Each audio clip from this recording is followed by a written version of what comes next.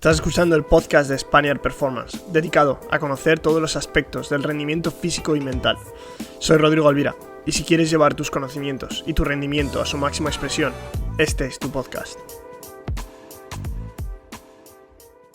Bienvenidos al episodio número 36 de Spaniard Performance Podcast, y en el episodio de hoy tenemos a un invitado muy especial, que es el doctor y profesor Amador García Ramos, y hemos estado hablando del VBT, del entrenamiento basado en la velocidad. Lo hemos explicado desde el principio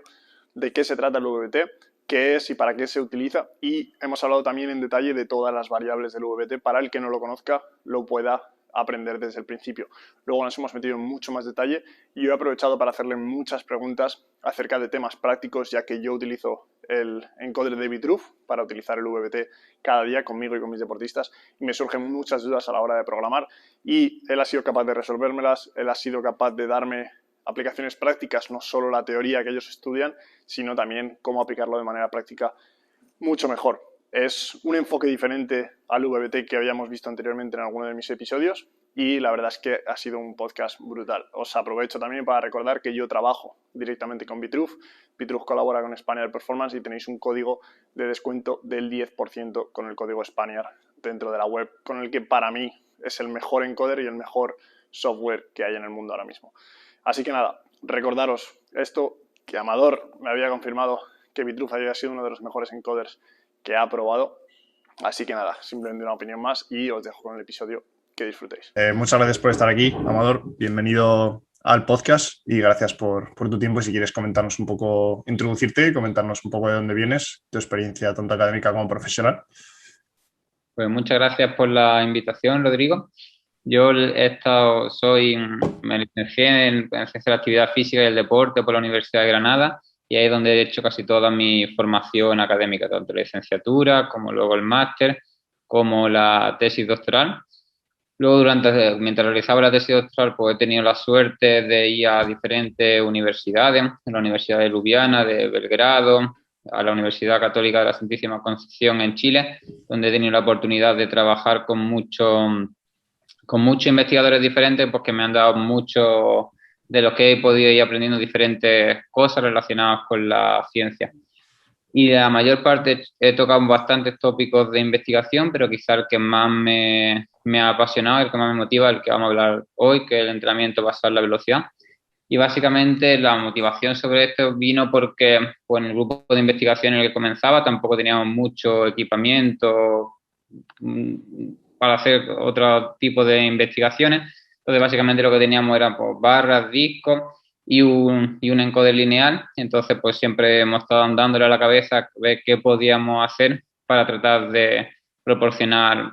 pues herramientas prácticas, en este caso a los entrenadores, que puedan utilizar únicamente pues, eso, con barras, discos y con un encoder, de manera que podamos simplificar pues, los procesos fundamentalmente de evaluación a través de la monitorización de la velocidad de ejecución, que quizás ha sido la temática que más he tratado a lo largo de estos años. Sí, simplificar el entrenamiento, que parece como que igual se hace más complejo porque es más difícil de entender que el entrenamiento tradicional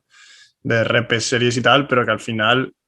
con una barra y un encoder te vale, que no necesitas pues cualquiera de las máquinas que tenemos hoy en día para entrenar, que son más difíciles de tener. Aparte de eso, porque sé que hay otros temas, algunos que te comenté que has investigado simplemente por conocer otros temas que te han apasionado en tu tiempo de investigación. He hecho también muchas cosas relacionadas con la relación fuerza-velocidad. Eso es algo también que muchas veces a lo mejor se escucha que se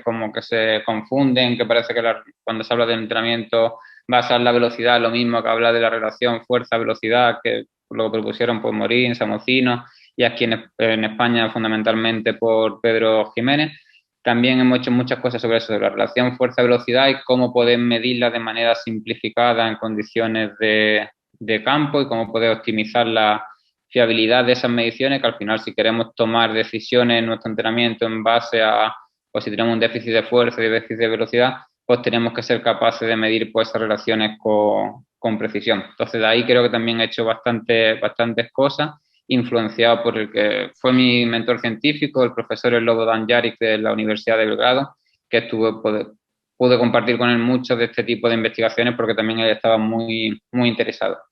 Y también he hecho cosas, pues algo de que seguro podamos hablar también en el futuro, del entrenamiento tipo clúster, que básicamente resumen pues como introducir pequeñas pausas entre las repeticiones de una serie, que eso te puede afectar a nivel agudo por el rendimiento mecánico, variables metabólicas, y eso también puede impactar en las adaptaciones que se producen por el entrenamiento. Y quizás la otra, ya una vertiente más a la salud, pues también hemos estado haciendo colaboraciones con la Facultad de Ciencias, con el Departamento de Óptica, y hemos hecho pues investigaciones tratando de una variable que es la presión intraocular, pues que la gente que presenta glaucoma, riesgo de sufrirlo, pues es una variable que tienen que tener controlada. Pues hemos estado y seguimos en ello, pues tratando de desarrollar programas de entrenamiento de fuerza que nos puedan servir para mejorar la condición física de estas personas sin que durante la práctica de ese entrenamiento de fuerza les peguen un subidón en esa presión intraocular que podría ser contraproducente para ellos. Esos son los principales temas de investigación pues, que he ido tocando en estos años que llevo. Sí, que no son pocos.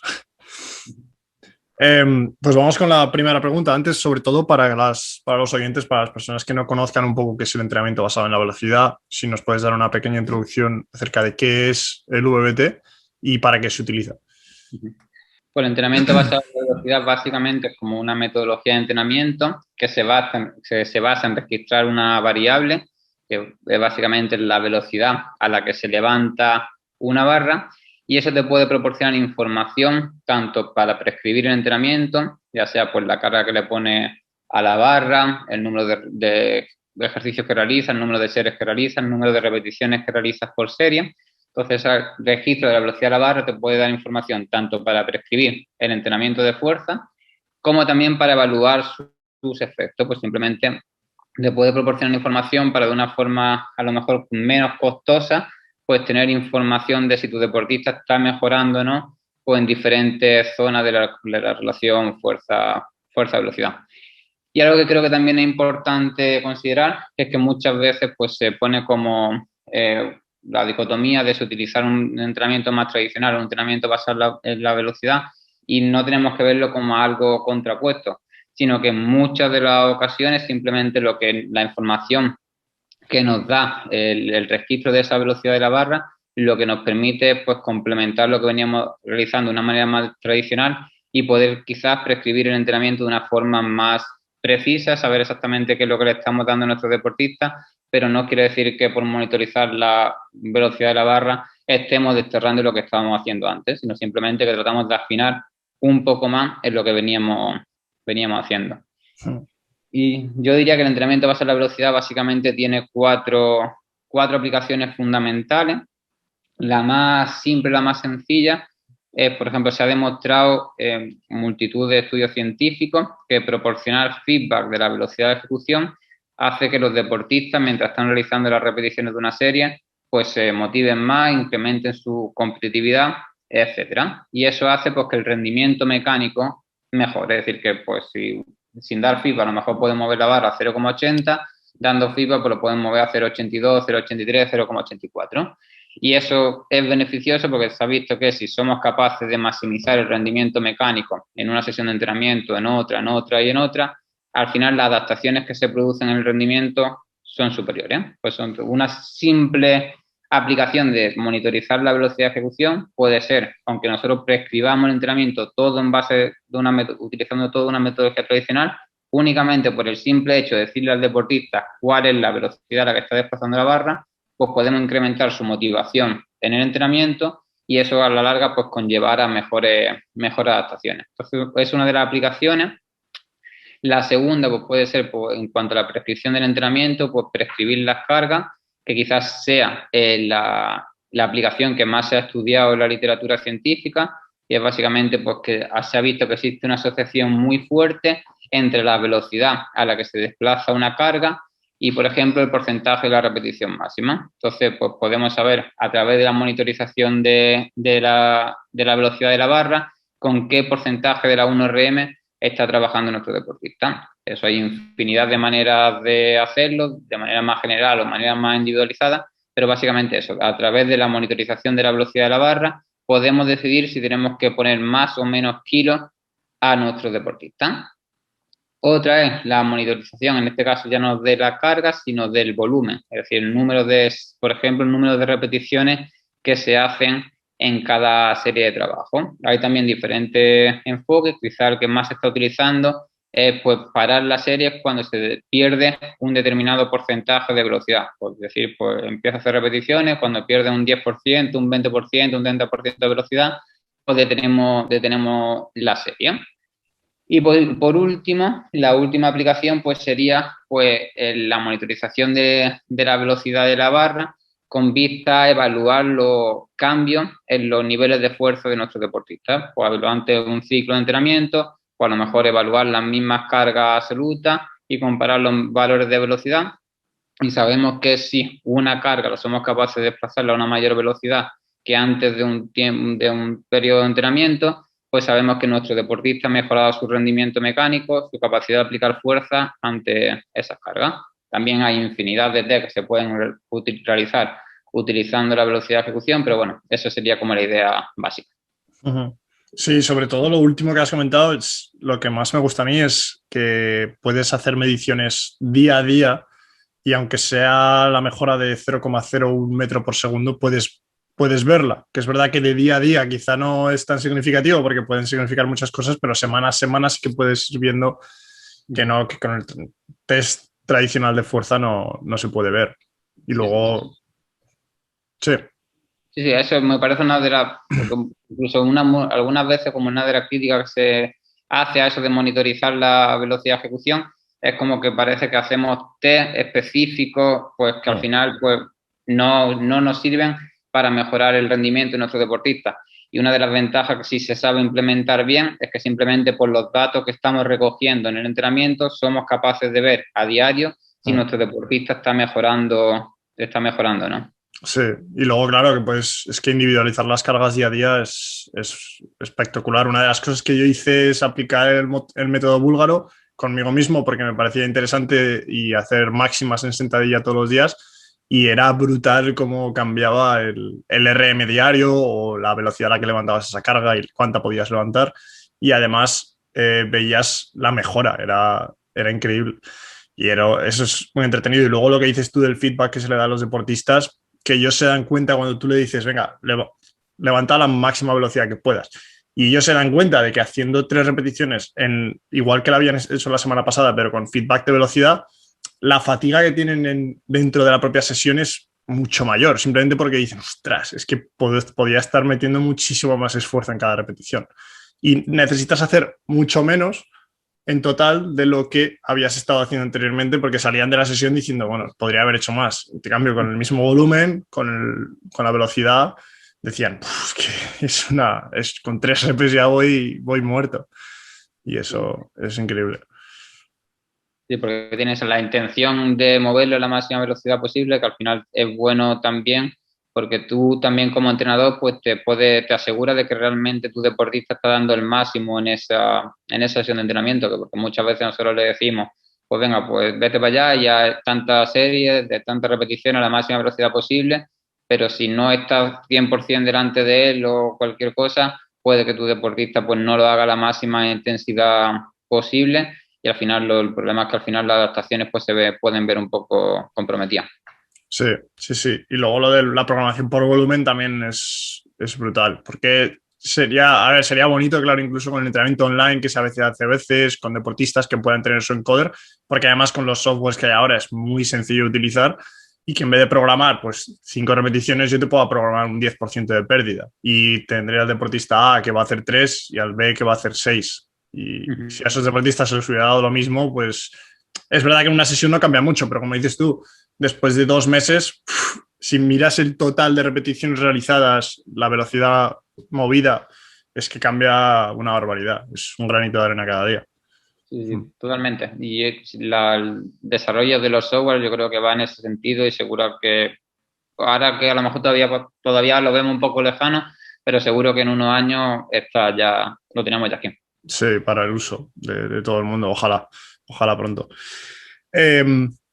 Lo quería preguntarte sobre un tema que pasa mucho, como has dicho antes, que hay mucha gente que dice, es que o VBT o entrenamiento tradicional, que realmente no es así, se pueden combinar y el VBT no es más que optimizar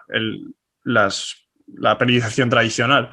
Pero una cosa que pasa es que muchas veces hay gente pues, que dice, yo quiero hacer VBT, pero VBT a tope, siempre. Y hablan pues del trabajo accesorio, que puede ser trabajo con mancuernas o con kettlebells o cualquier otra carga que es mucho más difícil de medir con un encoder. Eh, ¿Vosotros habéis encontrado alguna solución para esto o pensáis que quizá no siempre hay que utilizar el VBT? O sea, nunca nos ha dado por medirlo en ese tipo de ejercicio. Creo que no sería tan necesario medirlo en ese ejercicio. Y además también existe la limitación tecnológica de que no somos capaces de medirlo con precisión. Nosotros cuando hemos utilizado al final el entrenamiento basado en la velocidad también en algunos estudios, donde a lo mejor lo que hacemos es prescribir por los ejercicios básicos a través de la velocidad de ejecución, pero luego los accesorios utilizamos pues la metodología más tradicional porque no somos capaces de poder medir esa variable de velocidad con precisión y al final si quieres, algo que es muy importante, si quieres utilizar una variable para prescribir el entrenamiento y no eres capaz de medir esa variable de manera precisa, pues al final va a tener seguro muchos más errores que si utiliza únicamente el sentido común a la hora de prescribir por las series, repeticiones, etcétera. Por tanto, tu respuesta es que al final en los ejercicios accesorios con mancuernas, etcétera, no solemos utilizar la monitorización de la velocidad. Sí, el entrenador de lanzadores de la universidad en la que trabajo yo ahora me decía que, porque hablamos de este tema también y decía, ¿accesorio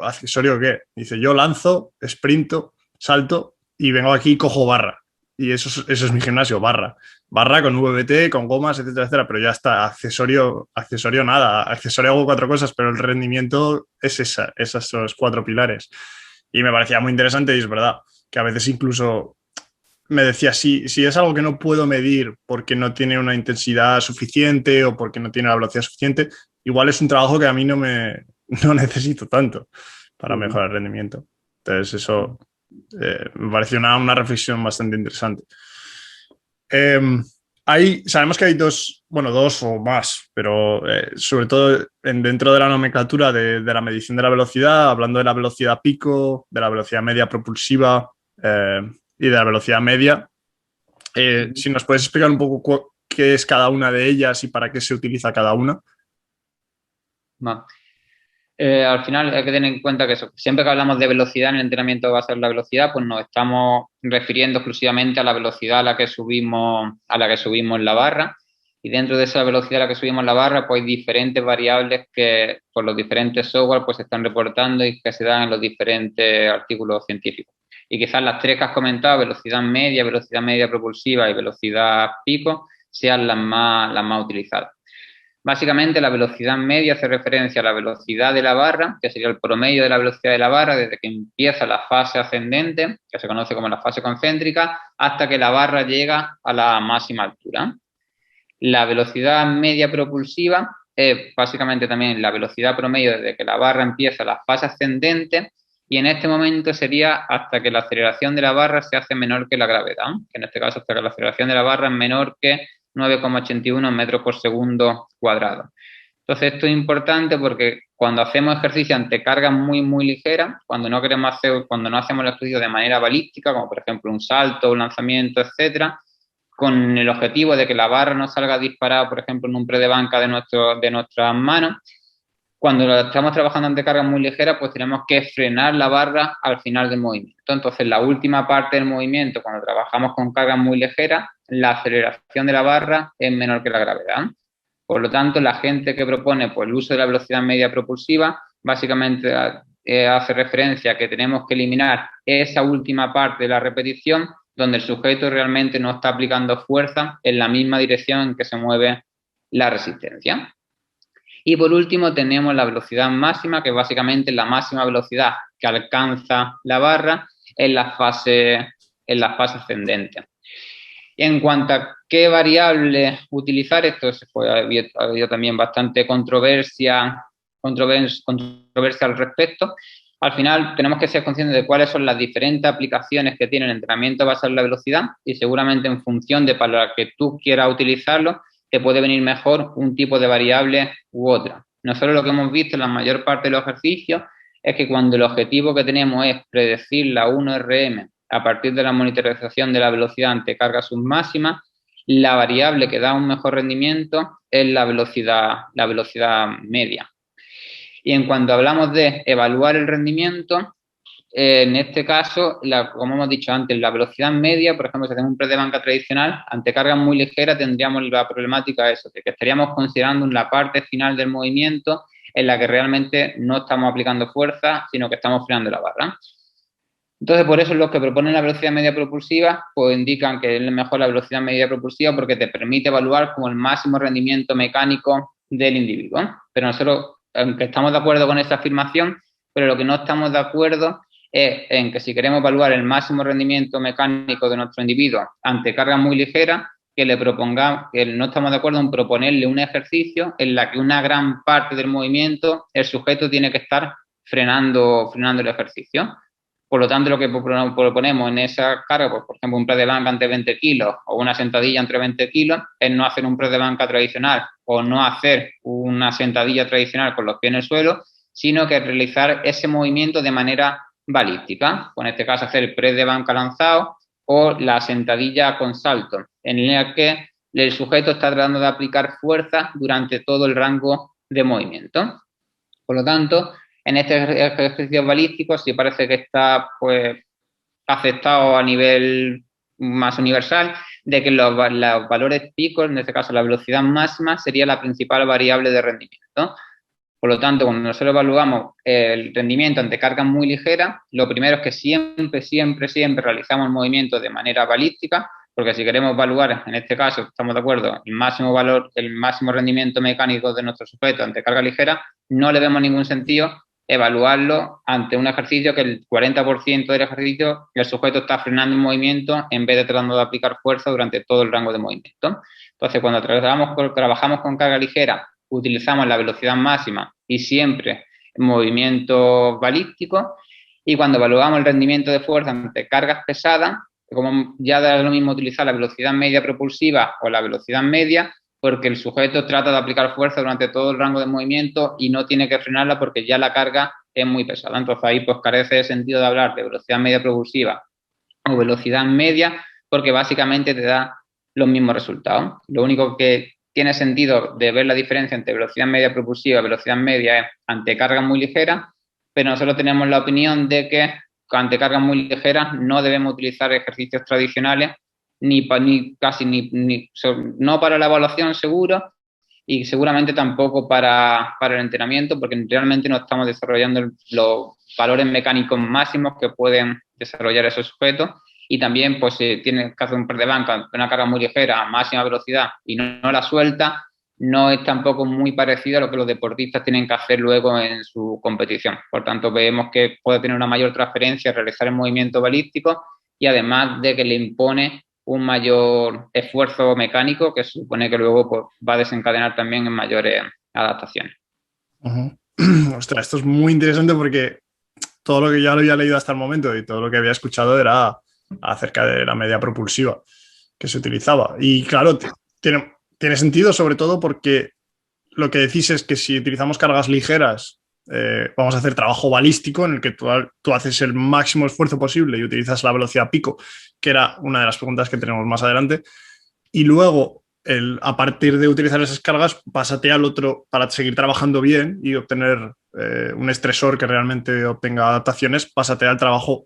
lento de fuerza máxima, en el cual, claro, esa porción de deceleración no existe. Por lo tanto, no hay una porción de deceleración que quitar de la propia ecuación. Sí, totalmente. Para mí el concepto de velocidad media propulsiva a nivel teórico, pues, para mí tiene todo el sentido del mundo, pero luego a nivel práctico no lo veo simplemente por eso, porque no le veo sentido evaluar con cargas muy ligeras movimientos tradicionales y luego tampoco le veo sentido a nivel de entrenamiento, pues trabajar con cargas muy ligeras donde tú no trates de aplicar toda la cantidad de fuerza que puedas durante todo el rango de movimiento. Yo, por eso, si tú pones a evaluar a un deportista que tiene DRM de press de banca 120 kilos y le pides que 20 kilos haga la máxima velocidad posible el ejercicio de press de banca, pues verá que prácticamente pues no es capaz de hacer nada porque casi la mitad del ejercicio tiene que estar frenando la barra, cosa que obviamente no pasa si le pides que lance la barra lo más alto posible y el deportista en este caso pues trata de aplicar toda la fuerza que pueda durante todo el rango de movimiento. Claro, es como, sí, es como cortar. Es verdad que hasta ciertas cargas, incluso cuando estás haciendo sentadilla, hasta incluso el 60% a veces y el 65% tú levantas y la última porción del ejercicio te la pasas casi decelerando porque podrías lanzar la barra fuera de la espalda. Es una de las cosas que además probamos con alguno de mis deportistas, que es hacer esa sentadilla balística, es decir, que el agarre no fuera completamente cerrado, sino que fuera medianamente abierto para que al llegar arriba ese deportista lanzara la barra fuera, que es verdad que luego en la práctica es más complicado de hacer porque pues, si hay gente por el gimnasio o hay que utilizar máquinas como en algún gimnasio en el que he estado trabajando la teníamos, que no sé si habéis probado alguna vez, que es esta en la que tú tienes el agarre y en cuanto tú sueltas el agarre, la barra se coge de la propia máquina. No recuerdo el nombre, no sé si tú conoces el nombre de la máquina. No lo sé. Pero sí que es verdad que esa máquina sería muy interesante para ese tipo de trabajos que estás comentando ahora y luego ya cuando haces trabajo pesado, pues ya no existe esa porción de deceleración. Muy interesante esa parte, porque es verdad que la siguiente pregunta, que está un poco más adelante, es eso, si realmente tiene más sentido, porque yo cuando estamos haciendo trabajo de saltos cargados, por ejemplo, que lo realizamos muy frecuentemente, es más interesante utilizar la velocidad pico, incluso utilizando todos estos parámetros de pérdida de velocidad, etcétera, simplemente basándonos en la velocidad pico para programar. Sí, yo creo que la velocidad, en este caso en ejercicios balísticos, la velocidad pico sería la más exacta, porque eso, al final la velocidad media va a tener problemas porque te va a coger en una gran parte, o sea, toda la parte de la fase de vuelo en donde no está aplicando fuerza y está considerando la velocidad de la barra. Y luego el problema que tiene la velocidad media propulsiva, que nosotros hemos tratado de verla, pues a ver si tuviésemos como suerte y coincidiese el momento en el que la aceleración de la barra es menor que la gravedad, coincidiese con el despegue. Pero eso, con los encoders que hemos utilizado, por ejemplo, que hemos utilizado más frecuentemente el T4, lo que hemos visto, por ejemplo, en el caso del press de banca lanzado o salto con carga, es que el momento en el que la aceleración de la barra es menor que la gravedad, es decir, hasta donde empezaría la velocidad media propulsiva, pues se produce después del despegue. Pues, que depende de la velocidad a la que se esté moviendo la barra, pero ponle que 20 o 30 milisegundos después de ese despegue. Y eso hace que tampoco sea preciso. Incluso algunos estudios pues que a lo mejor no entienden muy bien de cómo funciona el encoder y ha tratado de comparar, por ejemplo, si somos capaces de desarrollar una mayor cantidad de potencia en el press de banca tradicional o en el press de banca lanzado, y comparar la potencia media propulsiva, que al final la potencia media es de que la barra empieza a irse hacia arriba hasta que la aceleración es menor que la gravedad. Y como hemos dicho antes, pues desde que el sujeto despega la barra, suelta la barra, hasta que la barra pasa a ser su aceleración menor que la gravedad, pasan 20 o 30 milisegundos, donde la aceleración de la barra pues es menos 9,7, menos 9,6, menos 9,5, etcétera. Eso quiere decir pues, que al final los valores de fuerza que se registran en esos 10-20 milisegundos, que realmente el sujeto no está ni en contacto con la barra, los valores de fuerza y de potencia, por tanto, son muy cercanos a cero. Entonces, cuando hace el promedio de toda la repetición, se harían algunos estudios que la potencia que podemos desarrollar en el press de banca lanzado es menor que la potencia que podemos desarrollar en el press de banca tradicional. Y obviamente que eso es algo que no tiene sentido lógico, no tiene sentido ninguno, y simplemente porque es un valor que te da un encoder, y al final es también un gran problema de que muchas veces pues tenemos la tecnología, vemos que nos sale este dato, pues esto es, y no sabemos exactamente de dónde nos proviene el dato que estamos utilizando, y eso es un problema que sí se ve muy, muy frecuentemente, y ya no solo a nivel de práctica, sino a la hora de publicar un trabajo científico en una de las mejores revistas que pueden existir. Uh-huh. Sí, está. Bueno, yo creo que si te centras únicamente en el sentido común, que yo como entrenador muchas veces es lo que tengo que hacer, es decir, dónde voy a realmente desarrollar mayor potencia. Si le digo a este deportista que con X kilos no se despegue del suelo o que haga la máxima fuerza posible y se despegue, pues está bastante claro que la mayor potencia se va a desarrollar en el momento en el que esa persona tenga la libertad de expresar esa fuerza con total libertad. Si utilizamos, como estábamos hablando de utilizar la media propulsiva y la media para estimar RMs, principalmente estimar RMs, ¿hay gran diferencia si se utiliza una o la otra? O sea, ¿habéis encontrado que se sobreestime o se...? O sea, es que hay como diferentes maneras de estimar la 1RM. Uno es por fórmulas generales y de que al final, pues, un estudio donde se evalúan a 50, 60 sujetos y se establece una fórmula general que te dice, pues, si quieres trabajar este porcentaje de la 1RM, pues trabaja a esta velocidad media o a esta velocidad media propulsiva o a esta velocidad pico. Ahí generalmente no se ha visto que existan diferencias importantes entre utilizar la velocidad media propulsiva o incluso la velocidad pico, así que se podría utilizar básicamente cualquiera porque eso tendría una precisión similar. Nosotros lo que hemos visto cuando hemos evaluado la relación carga-velocidad individualizada, que básicamente al mismo sujeto evaluarle la velocidad ante diferentes cargas submáximas, o en este caso con 2 serían suficientes, pero lo que hemos hecho cuando hemos evaluado, pues en vez de 2, pues 3, 4, 5, 6 cargas del mismo sujeto, hemos visto que generalmente cuando tenemos la relación carga-velocidad más lineal, es decir, cuando todos los puntos están más cercanos a una recta, es cuando utilizamos la velocidad media en comparación a la velocidad media propulsiva y en comparación a la velocidad pico. Entonces, seguramente por esto no haya salido unas ecuaciones de regresión, unas estimaciones de la 1RM ligeramente más precisas cuando se utiliza la velocidad media que la velocidad media propulsiva que la velocidad pico, que es básicamente porque cuando establece la relación carga-velocidad individual de un determinado deportista, cuando coges la velocidad media, la relación pues es más lineal. Pero al final eso sí, cuando estimamos la 1RM, quizás la carga más ligera que cojamos esté en torno al 50% de la repetición máxima y la carga más cercana a lo mejor al 85%, ya al 50% de la repetición máxima no existe una diferencia muy dramática entre la velocidad media y la velocidad media propulsiva. Así que tampoco es algo que te vaya a afectar mucho el resultado. Vale. O sea que yo intuyo también que la discusión es más a la hora de publicar un poco, la discusión entre la utilización de la una o de la otra, que a la hora quizá de estimar o de... Sí, la discusión que pueden ser por muchos motivos. Uno de los posibles motivos, eso, al final alguien propusieron del grupo de investigación de Juan José González Vadillo la velocidad media propulsiva y al final pues cuando alguien lo propone algo es porque realmente cree que es lo mejor, pero hay veces pues que diferentes investigadores pues pueden tener pues ligeros diferencias en los puntos de vista. Y al final es lo que hemos dicho, que a lo mejor si tú quieres evaluar, que fue lo que lo propusieron ellos, pues rendimiento mecánico en un press de banca tradicional ante 20 o 30 kilos,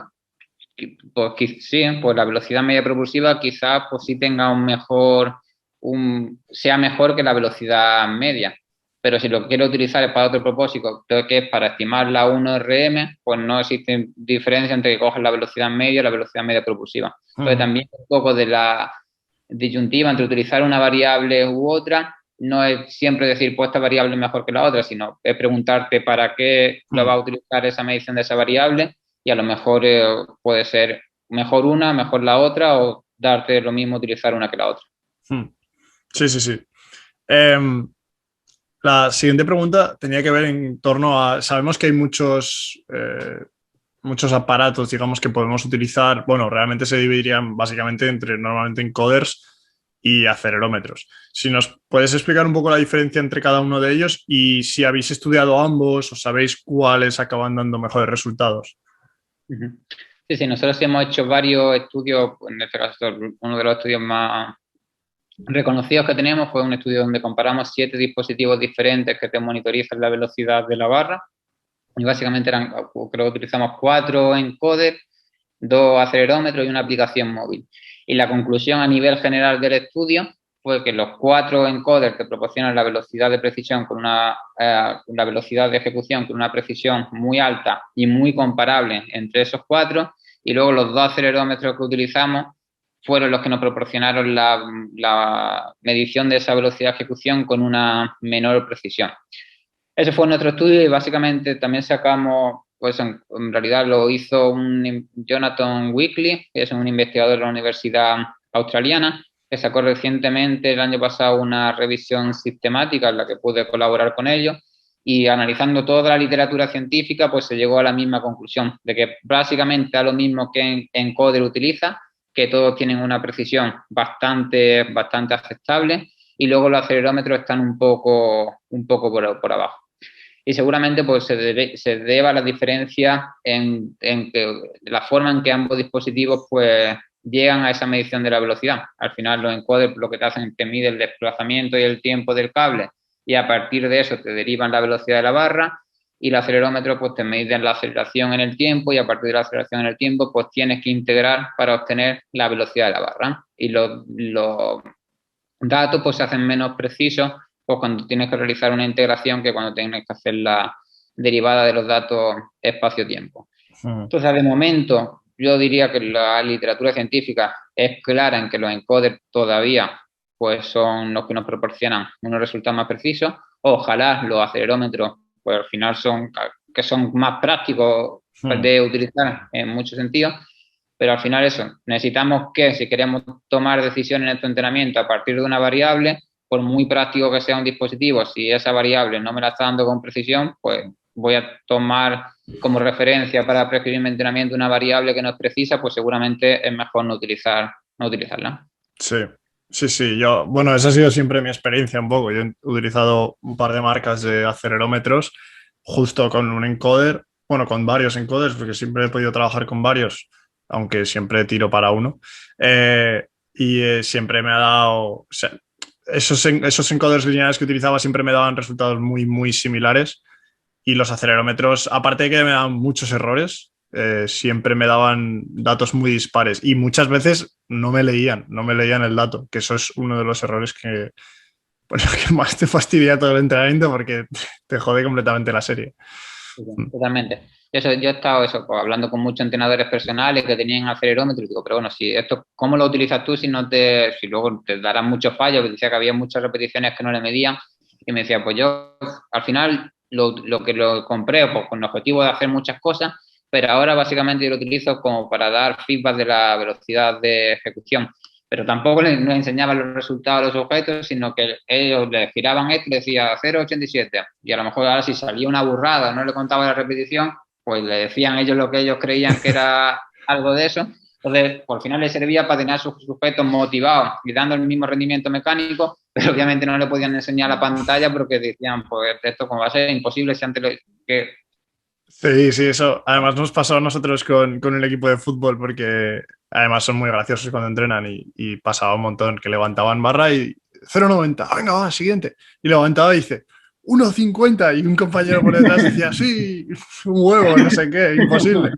Y se rayaban un montón. O si no salía la rep medida, dejaban la barra y decían, ¿qué pasa aquí? ¿Qué pasa aquí? Dejaban de entrenar. Sí, eso nos pasó un montón. Acerca de entrando un poco más en detalle en la medición de la utilización del VBT, una de las preguntas que yo tengo desde hace mucho tiempo a la hora de programar, porque me encanta el VBT, es cuando hay mucha investigación acerca de los descansos, o sea, de cuándo parar una serie, según la velocidad, 5, 10%, 15%. Sabemos que entre, pues eso, 5%, 40%, que se han hecho muchos estudios. Sabemos un poco, si nos quieres comentar un poco también, que se ha encontrado entre esas velocidades. Y luego, lo que sí que yo nunca encuentro es cuándo parar un ejercicio. Es decir, cuántas series hacer de ese ejercicio, si establecer una velocidad objetivo y cuando se baje X. Pues si quieres comentarnos un poco primero acerca de intraserie y luego dentro de... Sí, de intraserie, la mayor parte de la investigación que está realizada viene a cargo también de un grupo de España, por Fernando Pareja Blanco, que han hecho estudios muy, muy interesantes pues, en diferentes poblaciones, con diferentes ejercicios. Y básicamente lo que han encontrado es que si lo que buscas es maximizar la hipertrofia, pues te suelen recomendar pues, entrenar con pérdida de velocidad muy alta, llegando al fallo muy cercano del fallo muscular, mientras que si lo que te interesa es pues, mejorar tu rendimiento mecánico ante cargas ligeras, como puede ser pues, la altura de salto, la movilización de una carga submáxima a máxima velocidad o la potencia máxima, parece que es más recomendable pues, entrenar con pérdida de velocidades más bajas y que generalmente pues lo que se ha visto es que entrenando, haciendo más repeticiones por serie o se obtienen menores adaptaciones o las mismas, por lo tanto que parece que es ineficiente pues hacer series muy cercanas al fallo con mucha pérdida de velocidad si lo que buscas pues optimizar tu ganancia pues en un cambio de dirección, en un sprint lineal o en la altura de salto, que al final son por las variables que van buscando por la mayoría de los deportistas.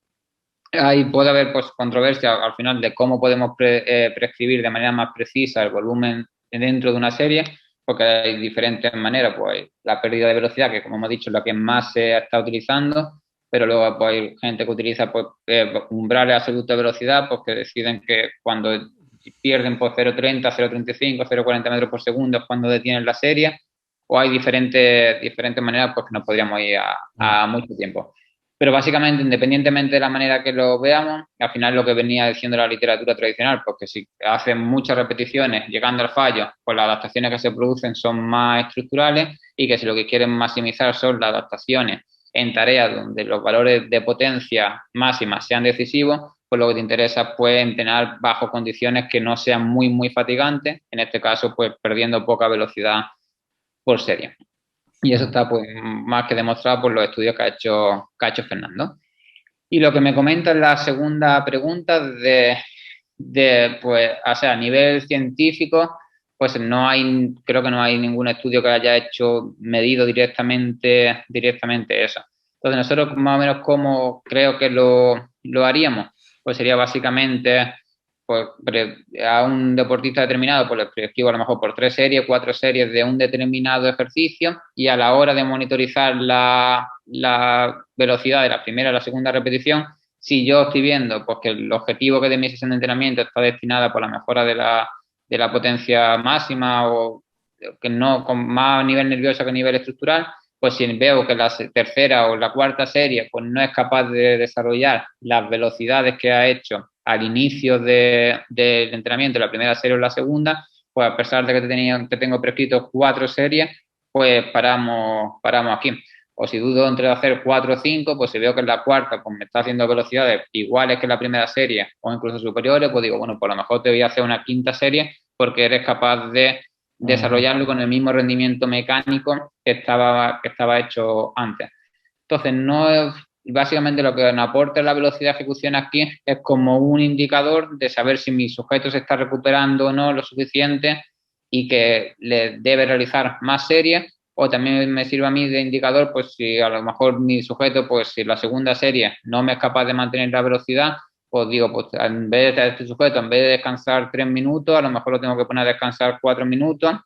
y otro sujeto que me recupera mucho, pues en vez de descansar 3 minutos, a lo mejor con 2 minutos y medio es suficiente. Entonces la velocidad de ejecución pues me puede dar información también sobre a lo mejor prescribir los descansos entre las series de manera también individualizada en función de la capacidad que tengan mis deportistas de recuperarse de los esfuerzos. Pero a nivel científico no hay, que yo sepa, mucha información al respecto. Sí, pero bueno, lo que has comentado es muy útil, es decir, coger las mejores velocidades de levantamiento, ¿no? Durante las primeras series, que incluso a veces llegas a la tercera serie y consigue una mejor velocidad, entonces dices, pues igual puedo meterle una serie más, como dices tú, o sea, no será solo para cortar el ejercicio, sino pero quizá igual alargarlo en ciertos casos, y que eso no tiene que decir, pues que esta semana fue de hacer 5, igual la semana que viene hacemos 3, si esas cosas empiezan a cambiar. Sí, totalmente. Creo que es lo más útil que he oído hasta el momento para realmente cortar el ejercicio y saber cuándo parar. Eso, no hay un umbral que yo te pueda decir, pues, sí, claro. como cualquier cosa, no hay ningún umbral mágico que diga por el 5% o el 4,3%, pero básicamente, pues, tú ves la la tendencia y tú pones un límite como entrenador, pero no hay nadie que te pueda decir, pues tiene que ser al 5%, al 10% o al 7,5%, porque no se sabe. Sí, totalmente. Acerca de... La segunda pregunta es que muchas veces en el mundo del culturismo, por ejemplo, son las personas que más caña le dan al VBT porque dicen pues, que para ellos no es útil y que incluso se puede debatir si es más o menos útil, pero una de las cosas que a mí me ha interesado mucho es que hay muchos deportistas en los deportes con los que yo trabajo, como es baloncesto y vóley, que necesitan ganar algo de peso, ya sea por salud o por contacto en baloncesto, y me gusta utilizar el VBT para, por ejemplo, digamos, programar un volumen determinado en el cual yo busco unas ganancias de hipertrofia, pero manteniendo lo máximo posible o incluso en algunos casos mejorando las ganancias de potencia y velocidad, que sabemos que son dos polos opuestos, pero que sí que intento buscar un punto medio utilizando el VBT. ¿Crees que esto puede ser útil o puede ser posible? O sea, yo creo que sí puede ser útil. Yo creo que mucho también de lo que está criticado pues, cuando buscan ganancias de hipertrofia, al final hay que saber pues, que el único sentido que el entrenamiento de pasar la velocidad pues carece de sentido siempre y cuando los deportistas no traten de darle la máxima velocidad posible en la fase concéntrica. Entonces, pues, muchos de los entrenamientos que están destinados con la única intención de ganar masa muscular, a lo mejor los deportistas o los sujetos que están realizando este tipo de entrenamiento no ejecutan a la máxima velocidad posible. Entonces, en ese caso, pues el entrenamiento basado en la velocidad obviamente pues carece de ningún sentido, porque para que la variable de velocidad tenga sentido es súper importante que la subida de la barra no esté realizada a la máxima velocidad posible. Y obviamente si te carece de cualquier sentido es por pensar que las ganancias de hipertrofia van a ser superiores cuando entrenamos a una velocidad no a la máxima velocidad posible intencional y simplemente por querer utilizar la velocidad de ejecución pues vamos a entrenar a la máxima velocidad posible. Pero en tu caso, que en este caso pues si estás trabajando con deportistas que al final que quieres producirle una hipertrofia, pero al final no es como lo único objetivo que tienen es su entrenamiento, entonces en este caso que si entrenan a la máxima velocidad posible, no veo por qué no pueda utilizarse la monitorización de la velocidad de ejecución. Pero sí es verdad que si el único objetivo que tiene una persona es ganar masa muscular, pues seguramente no van a ganar más masa muscular por utilizar un encoder en su entrenamiento. Sí. Este es otro tema que sí, igual lo hablamos en otro podcast, pero es donde aquí yo introducía un poco el tema de los clústeres, hablando, pues, utilizando un 15, un 10, un 15% de pérdida de velocidad, cortando las series, pero haciendo un número de repeticiones totales, quizá que iguale el número que podríamos hacer en hipertrofia, pero utilizando series con menor pérdida de velocidad. Sí, eso es bastante interesante. Nosotros hicimos una revisión reciente, hace un año, Ivan Jukic fue el que lideró esa investigación y hicimos dos que publicaron en Pro Medicine, una analizando los efectos agudos y otro de los efectos crónicos del clúster, y vieron eso, que para la hipertrofia no existe mucha diferencia entre hacer tipo clúster o hacer tradicional, pero lo que vimos es que básicamente todos los estudios que analizamos hacia ese momento habían como equiparado el volumen entre el grupo que hacía tradicional y el grupo que hacía entrenamiento tipo clúster. Y una de las ventajas de hacer entrenamiento clúster es que te permite meter en más volumen que de manera tradicional. Así que es posible que si en ese tipo de estudios no se equipare el volumen, sino que realmente se aproveche las ventajas que tiene el entrenamiento clúster de meter una mayor cantidad de volumen de mayor calidad, quizás las adaptaciones sean superiores, pero no se ha hecho que yo sepa todavía. Muy bien. Y ya la última pregunta, que una vez más es una curiosidad mía también, hablando un poco de lo que estábamos hablando antes de la velocidad media propulsiva y de la velocidad media. Una de las cosas que sucede mucho, incluso a veces con cargas bastante altas, incluso con el 80%, 85, 90% en algunos casos, es que si tú pasas por un rango de movimiento bastante extenso, poniendo el ejemplo de la sentadilla, pasando por la última parte, cuando haces la última fase de extensión de rodilla, una de las cosas que se producen es que esa persona puede meter como un último pico de velocidad. Y una de las cosas que me he dado cuenta, que yo siempre he utilizado la velocidad media propulsiva hasta el momento, es que cuando yo soy capaz de hacer ese último jerk, es decir, la barra se despega de mi espalda, pego un último empujón, a veces me da unas estimaciones de RM que yo personalmente considero que no soy capaz de levantar en la vida real, que también es posible que no esté expuesta a esas cargas y tal, pero ¿podría ser esto un problema? Quizá la velocidad media ahí tendría más sentido. Pues,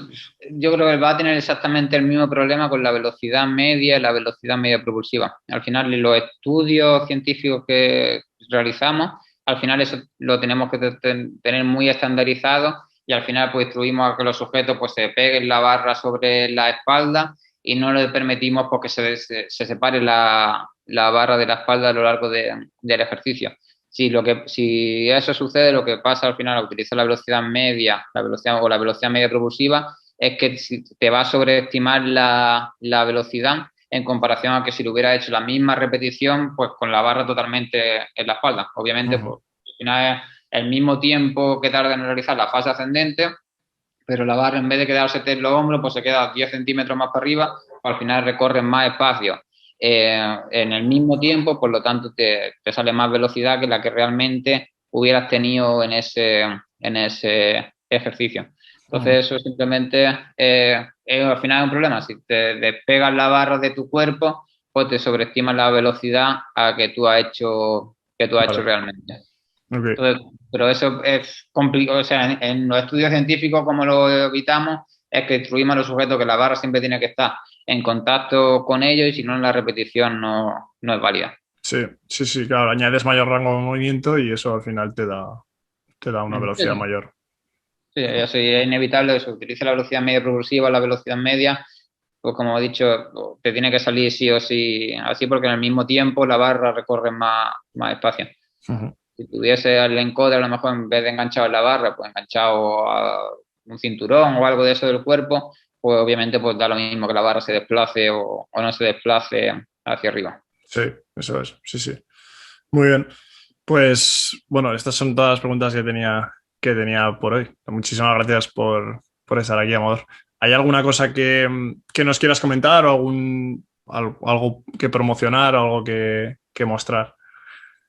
Ahora, promocionar, la verdad es que por suerte estoy ahora empezando mi labor como docente en la Universidad de Granada y eso pues quizá ahora tengo un poco menos de tiempo para al final, como te comenté cuando estuvimos hablando antes de este podcast, pues al final eso, estaba tocando muchísimos temas de investigación y ahora sí como al 100% pues tengo que estar metido en menos temas de investigación pues porque se me va el tiempo con otras cosas. Y este es un tema de los que más me ha gustado desde el inicio, como te comentaba al inicio de la entrevista, y era porque no teníamos muchos recursos, entonces teníamos como la mentalidad, pues al final eso, de ver qué problemas tienen pues, los entrenadores personales cuando se juntan, se ponen a entrenar a alguien, y teníamos la intención de, pues con los pocos recursos que tenemos, aunque tenemos más recursos obviamente que la mayor parte de los entrenadores, pero con esos pocos recursos, ¿cómo podemos aportar herramientas que puedan ser utilizadas en la práctica? Y creemos que hemos sido capaces de aportar algunos granitos de arena en este sentido. Y nada, esperamos que con el grupo de trabajo tan bueno que ahora mismo tenemos por nuestra universidad podamos seguir trabajando a gusto como lo hemos hecho durante estos años. Bueno, pues ya sabéis, todos los que no hayáis empezado carrera o todos a la Universidad de Granada. Ahí lo recibiremos con los brazos abiertos. Y os dejaré también el perfil, tu perfil en ResearchGate, que creo que lo tienes público para que todos podáis ver toda la investigación, que es donde yo primero me meto siempre para investigar todo vuestro trabajo. Así que muchas gracias. Muchas gracias a ti por darme la oportunidad de llegar a tanta gente. Eso espero que llegue a muchos. Si has llegado hasta aquí, es que te has tragado todo el podcast. Quería agradecértelo porque estoy seguro de que tú eres una de las personas que más apoya tanto el contenido de los podcasts como el contenido de Spaniard Performance. Y ya que has llegado hasta aquí y que estoy seguro de que estás interesado en echarnos una mano, echar una mano a Spaniard Performance, quería recordarte que tenemos con Vitruve, que es uno de nuestros sponsors. Vitruve es una compañía encargada de crear softwares y hardwares para el entrenamiento basado en la velocidad, en este caso el mejor encoder sin ninguna duda y el mejor software para entrenamiento basado en la velocidad, y tenemos un 10% de descuento en toda la web, tanto en el encoder como en las formaciones que tienen para enseñarte a utilizar el encoder, a utilizar el software y a utilizar y implementar el entrenamiento basado en la velocidad, que es para mí uno de los pilares principales del entrenamiento del trabajo de fuerza y preparación física en la mayoría de deportistas ahora mismo, y tenéis, como os digo, un 10% de descuento con el código Spaniard. También recordaros que si eres un deportista o eres un entrenador, ambos dos podéis acceder a los entrenamientos tanto de Spaniard Method 2.0 como Spaniard Method sin material para la mejora del salto vertical, la mejora del rendimiento, o para conocer cómo programamos y cómo utilizamos los entrenamientos para nuestros deportistas. Así que nada, una vez más, muchas gracias por estar hasta aquí, por quedarte, por ver toda la información y por apoyar al podcast.